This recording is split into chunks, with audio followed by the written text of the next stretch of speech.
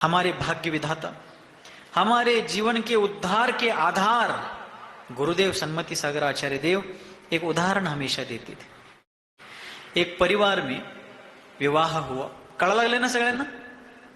एक परिवार में विवाह हुआ और विवाह के बाद नई नवेली बहू वहां पर प्रापंचिक जीवन, गृहस्थिक जीवन जीने के लिए आती है, गृह प्रवेश होता है। महीने 2 महीने बीते थे।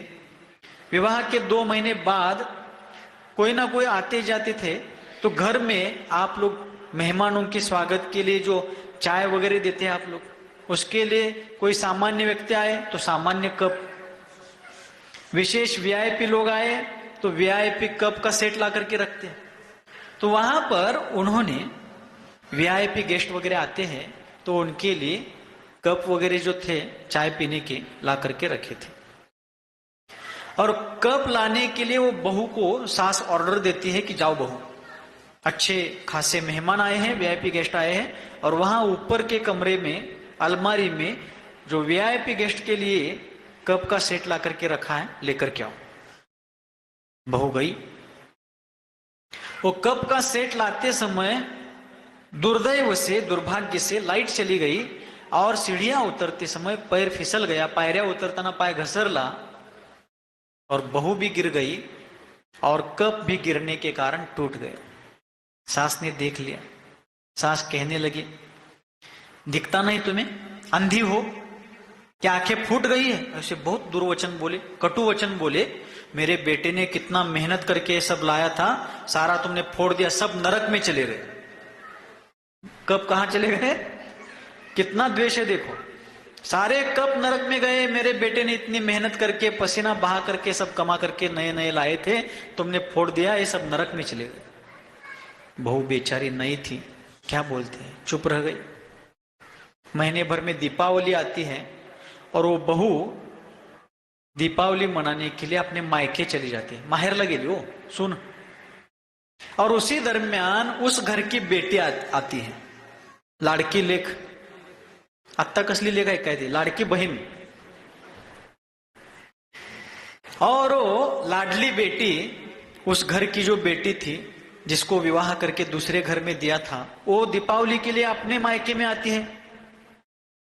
और वो आने के पहले ही उसकी माँ ने दूसरी कप के सेट ला करके सब रखे थे, दीपावली में वगैरह कोई मेहमान आएंगे, गेस्ट आएंगे उनके लिए। और जैसे ही वो बेटी आई, दीपावली के समय कोई वीआईपी गेस्ट आए तो बेटी को उस माँ ने ऑर्डर किया, जिस माँ ने पहले महीने भर पहले बहू को ऑर्डर दिया था, उसने अपनी बेटी को बताया, जाओ बेटा ऊपर के कमरे में वहां पर अलमारी में वीआईपी गेस्ट के लिए वीआईपी कप का सेट रखा है, लेकर के आओ। अब वो बेटी बड़े तामझाम से गई, मेरा ही मायका आहे, आमचंच माहेर आहे म्हणली ती, हे तर मला कोण विचारणार आहे, अडवणार आहे, दाबात गेली थी। एकदम जोरदार चाल रख करके वो जाती है, सारे कप लेती है और नीचे आते समय योगायोग से उसके भी हाथ से वो कप नीचे गिर जाते हैं, सारे फूट जाते हैं। वो आकर माँ को बताती, माँ मेरे हाथ से वो कप नीचे गिर गए, फूट गए। माँ कहने लगी, तुम चिंता मत करो बेटी, तेरा भाई बहुत ईमानदार है, वो बहुत पैसे कमाता है, वो फिर नया लाएगा, वो सारे कप स्वर्ग चले गए, तुम चिंता मत करो। बहू का हाथ से टूट गए तो नरक चले गए, और बेटी के हाथ से कप टूट गए तो कहां चले गए? स्वर्ग चले गए। वास्तव में कप स्वर्ग और नरक जाते हैं क्या? लेकिन ये अज्ञानवश इस प्रकार के कटु वचन बोलना, किसी के प्रति राग, किसी के प्रति द्वेष, ऐसी प्रवृत्ति संसारी जीवों में अनादिकाल से भरी हुई है। और इन्हीं राग द्वेष कषायों के कारण अनेक प्रकार के युद्ध हुए, अनेक प्रकार के महासंग्राम हुए। हम इतिहास में जानते हैं, कौरव और पांडव दोनों एक ही वंश के वंशज थे, और वे कुरुवंश के भगवान शांतिनाथ, कुंथुनाथ, अरहनाथ तीर्थंकरों के वंशज। ये लोग कौरव और पांडव आपस में जन्म जन्मांतर के वैर के कारण, पूर्व भव के शत्रुता के संस्कारों के कारण भाई होकर के भी शत्रु बन गए। भाई के बीच में भी अहंकार के कारण खाई निर्माण हो गई, एक नाना प्रकार के उलझनों वाला वहां पर द्वेष उत्पन्न हो गया। और उसी द्वेष के कारण महाभारत का युद्ध हुआ। आप सभी लोग जानते हैं उस घटना को। कितना भयंकर युद्ध हुआ, लाखों लोग, लाखों प्राणी, हाथी, घोड़े, ऊंट उसमें मारे गए। उसका कारण था अहंकार। और अहंकार द्वेष के अंदर आता है, क्रोध द्वेष के अंतर्गत आता है, माया और लोभ कषाय राग कषाय के अंदर आते हैं। ध्यान से समझने का प्रयास करें। हम लोग भी प्रैक्टिकली अपने जीवन में कितने ही बार किसी से राग करते हैं, किसी से द्वेष करते हैं। पंडित प्रवर दौलत राम जी ने छड़ाला में कहा है, यह राग आग दहे सदा ताते समामृत से ही।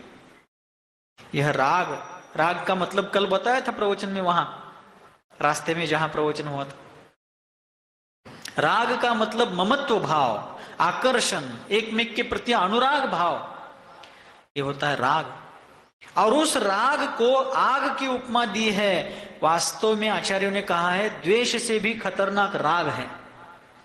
देखिए रामचंद्र जी, मर्यादा पुरुषोत्तम श्री राम, जिनका आदर्श संपूर्ण विश्व लेता है, जिनके आदर्शों पर चलने के लिए अनेक लोग सतत प्रयत्न करते हैं, ऐसे वे मर्यादा पुरुषोत्तम श्री राम जो तद्भव मोक्षगामी थे, क्षायिक सम्यक दृष्टि थे, शला का पुरुष थे, ऐसे श्री रामचंद्र जी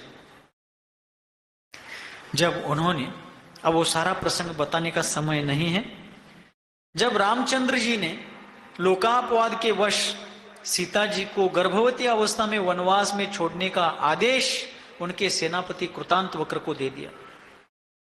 कृतांत वक्र को भी आदेश मान्य नहीं था, यह अन्याय है, ऐसा उनको लगता था, किंतु स्वामी की आज्ञा उनके लिए प्राणों से भी बढ़कर थी, इसलिए उन्होंने रामचंद्र जी के आदेश को स्वीकार तो किया। सीता जी को सारी तीर्थ यात्रा कराने के बाद वापस लौटते समय वापसी के रास्ते में लगने वाले सिंहरथ नाम के जंगल में कृतांत वक्र सेनापति ने सीता जी को जंगल में अकेले छोड़ दिया और वे चले आते हैं अयोध्या। आने के बाद इन सारी घटनाओं के कारण निष्पाप निरपराध सीता जी के ऊपर लोगों के, अज्ञानी लोगों के अपवाद के वश होकर के रामचंद्र जी ने वनवास का दंड देने का ये जो अन्याय किया है, ये उचित नहीं है। संसार में वास्तव में कोई किसी का नहीं है, ये सारा नश्वर है, ऐसा सारा विचार चिंतन मंथन करके उन कृतांत वक्र नाम के सेनापति को वैराग्य हो गया। संसार शरीर भोगों से वे विरक्त हो गए और अपने आत्म कल्याण का मार्ग उन्होंने चुन लिया, दीक्षा लेने का निर्णय किया। ध्यान से सुनिए, 5-10 मिनट में छोड़ रहा हूं, चालेल ना? ये वक्त बिड़ता है, थैंक बाबा।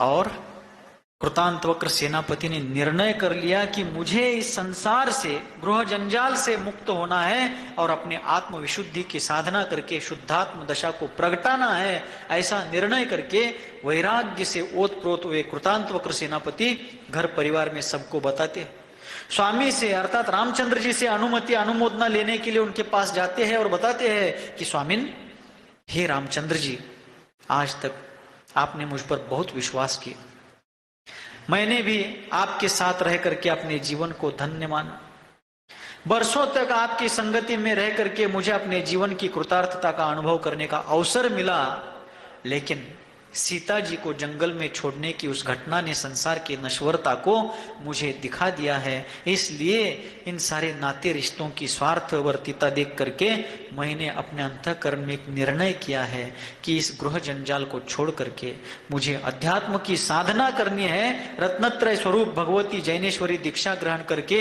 इस संसार बंधन से मुझे छूटना है। मैं दीक्षा लेने जा रहा हूं, आपकी अनुमोदना लेकर के आपसे विदाई लेने के लिए आया हूं।